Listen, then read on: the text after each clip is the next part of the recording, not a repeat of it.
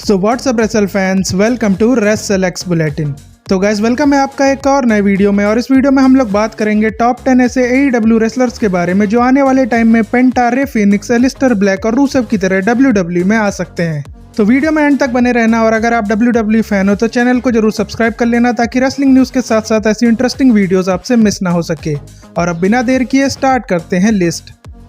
List में number 10 पर नाम आता है AEW सुपरस्टार वार्डलो का, जिनका नाम आपने नहीं सुना होगा क्योंकि AEW ने इनकी बुकिंग कुछ खास नहीं की है, जिसकी वजह से इनका प्रो रेसलिंग में ज्यादा नाम नहीं है। बट इनकी फिजिक और लुक्स एकदम बटिस्टा की याद दिलाते हैं और इनकी पर्सनैलिटी भी पावर हाउस वाली है, जिसकी वजह से WWE इनमें इंटरेस्ट ले सकती है और इन्हें NXT पर अच्छे से ग्रूम करके एक मेन इवेंट लेवल का सुपरस्टार बना सकती है। और भले ही वार्डलो अभी AEW के साथ कॉन्ट्रैक्ट में हो, बट उनका कॉन्ट्रैक्ट इस साल ही एक्सपायर होने वाला है और फिर WWE ने अगर उनमें इंटरेस्ट दिखाया तो वार्डलो भी हम लोगों को NXT पर देखने को मिल सकते हैं।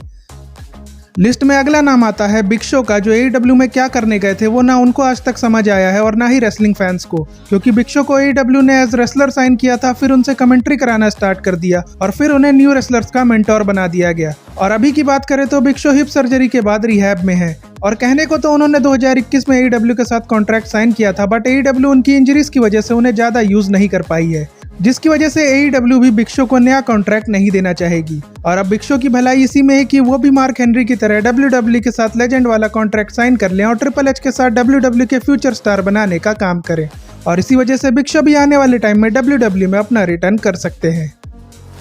अगला नाम है AEW सुपरस्टार डैन हॉसन का, जिनका डार्क कैरेक्टर AEW में जाने के पहले प्रो रेसलिंग का एक पॉपुलर कैरेक्टर था, बट AEW के साथ साइन करने के बाद टोनी खान ने इनके सीरियस कैरेक्टर को कॉमेडी में बदल दिया और इनको कभी भी किसी प्रॉपर स्टोरी लाइन में बुक नहीं किया गया, जिसकी वजह से डॉन हसन AEW के साथ दोबारा काम नहीं करना चाहेंगे। और वैसे भी देखें तो NXT पर इस टाइम एक सीरियस डार्क कैरेक्टर की कमी है, जिसकी वजह से WWE डैन हसन को साइन करने में इंटरेस्टेड हो सकती है। और सबसे अच्छी बात तो यह है कि डैन हसन का कॉन्ट्रैक्ट अभी समर में ही एंड होने वाला है और ये जल्दी फ्री एजेंट बन जाएंगे, तो WWE के पास मौका होगा इन्हें साइन करने का। लिस्ट में अगला नाम आता है कीथ ली का। तो गैस कीथ ली की स्टोरी तो आपको पता होगी कि कैसे ट्रिपल एच ने उन्हें एक तगड़ा सुपरस्टार बनाया था मेन रोस्टर के लिए, बट जब कीथ ली को मेन रोस्टर पर लाया गया तो विंस मैकमैन की बुकिंग ने उनकी ऐसी की तैसी कर दी और उन्हें WWE से निकाल दिया, जिसके बाद कीथ ली ने भी ये मन बना लिया था कि वो WWE में कभी दोबारा काम नहीं करेंगे। बट ट्रिपल एच के कंट्रोल में आते ही चीजें बदल गई और कीथ ली को AEW के साथ कॉन्ट्रैक्ट में होते हुए भी कई बार WWE में बैक स्टेज स्पॉट किया जा चुका है, जिसके पीछे का एक रीजन तो यह है कि मिचिन उनकी रियल लाइफ पार्टनर है और दूसरा रीजन यह है कि वो ट्रिपल एच के काफी खास बंदे हैं और अभी भी ट्रिपल एच उन्हें काफी ज्यादा पसंद करते हैं, जिसकी वजह से अब ये कहना गलत नहीं होगा कि AEW का कॉन्ट्रैक्ट खत्म होते ही कीथ ली भी दोबारा WWE में अपना रिटर्न करने वाले हैं। अगला नाम है AEW सुपरस्टार या फिर कहें फॉर्मर AEW सुपरस्टार मारिया मे का, जो रिपोर्ट्स के अकॉर्डिंग इस टाइम फ्री एजेंट है और WWE उन्हें अपनी कंपनी में लाने के लिए एक बड़ा कॉन्ट्रैक्ट ऑफर कर चुकी है। इसके अलावा मारिया मे भी कई बार इंटरव्यूज में ये बोल चुकी हैं कि वो अपने करियर में एक बार WWE के साथ काम जरूर करना चाहती हैं और उनकी लेटेस्ट इंस्टाग्राम पोस्ट से ऐसा लग रहा है कि उन्होंने WWE के साथ डील साइन कर ली है, क्योंकि उन्होंने इस पोस्ट के कैप्शन में लिखा है finally someone let me out of my cage, जिसे मारिया में और WWE की न्यू डील से लिंक करके देखा जा रहा है, जिसकी वजह से अब यह ऑलमोस्ट कंफर्म है कि मारिया में बहुत जल्द WWE में देखने को मिलने वाली है और हो सकता है कि उनका डेब्यू हम लोगों को समर स्लैम में देखने को मिले या फिर इवोल्यूशन PLE भी अच्छा प्लेस होगा जहां पर WWE मारिया में का डेब्यू करा सकती है। लिस्ट में अगला नाम आता है स्विस सुपरमैन सुजारो का, जो इस टाइम AEW के साथ कॉन्ट्रैक्ट में है और जॉन मॉक्सली के साथ काफी बढ़िया काम कर रहे हैं, लेकिन सुजारो का WWE में एक अनफिनिश्ड टास्क है और वो टास्क ये है कि विंस मैकमैन ने सुजारो को ये बोला था कि वो कभी वर्ल्ड चैंपियन नहीं बन पाएंगे, जिसकी वजह से सुजारो ने WWE को लीव कर दिया था। बट अब कंट्रोल ट्रिपल एच के हाथ में है और ट्रिपल एच अगर जे उसो जैसे बंदे को टैग टीम डिवीजन से उठाकर वर्ल्ड चैंपियन बना सकते हैं तो सिजारो को भी उम्मीद होगी कि ट्रिपल एच के अंडर काम करके वो WWE में वर्ल्ड चैंपियन बनने का अपना ड्रीम पूरा कर सकते हैं, ठीक उसी तरह से जैसे कोडी रोड्स ने अपना ड्रीम पूरा किया है, जिसकी वजह से सुजारो भी ट्रिपल एच एरा में WWE के साथ काम जरूर करना चाहते होंगे और इसी वजह से उनका कॉन्ट्रैक्ट खत्म होने के बाद अगर WWE उन्हें अप्रोच करेगी तो वो WWE में वापस आने के लिए बिल्कुल भी मना नहीं करेंगे। लिस्ट में अगला नाम है ब्रिट बेकर का।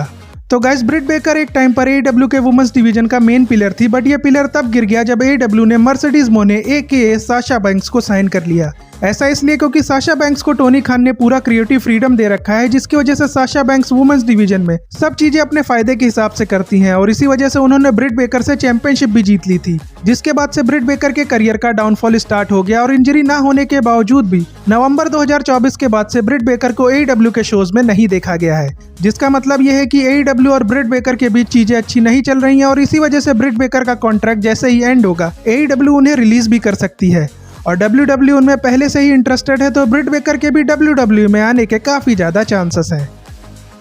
लिस्ट में नेक्स्ट नेम है एडम कोल का, जिन्हें एक टाइम पर WWE में नेक्स्ट बिग थिंग माना जा रहा था, बट ट्रिपल एच के बीमार होते ही विंस मैकमैन ने इनके करियर की भी वाट लगा दी थी और हद तो तब हो गई थी जब विंस मैकमैन एडम कोल जैसे रेसलर को मेन रोस्टर पर सिर्फ मैनेजर बनाकर काम करवाना चाहते थे, जिससे परेशान होकर एडम कोल ने WWE को छोड़ के AEW ज्वाइन कर लिया था और फिर धीरे धीरे उनके अनडिस्प्यूटेड एरा के बंदों ने भी उन्हें AEW में ज्वाइन कर लिया, बट AEW में उन्हें कभी अच्छी बुकिंग नहीं मिली और एडम कोल ज्यादातर टाइम इंजरी से ही परेशान रहे। बट अच्छी बात यह है कि उनका भी ट्रिपल एच से रिलेशन काफी ज्यादा बढ़िया है और उन्होंने भी एलिस्टर ब्लैक के साथ ही 4 साल के लिए AEW के साथ कॉन्ट्रैक्ट साइन किया था, बट अपनी इंजरीज की वजह से उन्हें अभी कुछ महीने और AEW के साथ काम करना पड़ेगा। लेकिन उसके बाद टोनी खान को भी ये बात पता होगी कि एडम कोल भी एलिस्टर ब्लैक की तरह WWE में वापसी जरूर करेंगे।